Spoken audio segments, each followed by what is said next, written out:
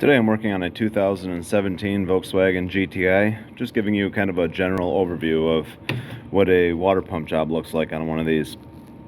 I think it's a little bit more work than the previous generation, where it just had the belt drive and didn't have the motor attached.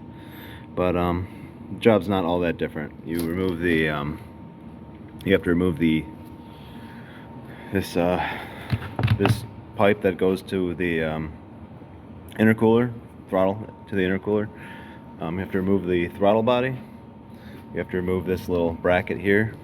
What I did is I removed that pipe first, and then I pulled the throttle off, and then I removed the this little intake brace.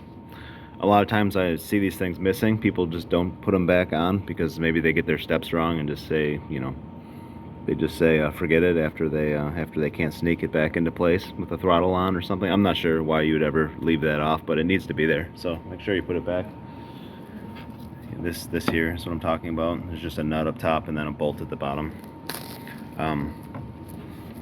Yeah, once that's all out of the way, you can see it right there. You can pull this back cover off. There's just two screws that go, little Torx. You use a T30 bit, and they go this way, and then they pull the cover off. Here's the cover, just these two screws. And then you can just take a screwdriver and push the belt off the end of the pulley, and then remove your Torx fasteners. One thing I do like about what they changed on these pumps is the fasteners for the pump they're all attached now. They're built onto the pump assembly itself, which is kind of nice when you're reinstalling it, because you don't have to worry about bolts falling everywhere and trying to get magnet, and trying to fish them into these holes. They just all kind of pop into place. So it's not too bad. And yeah, that's it. This one actually has a stuck open thermostat.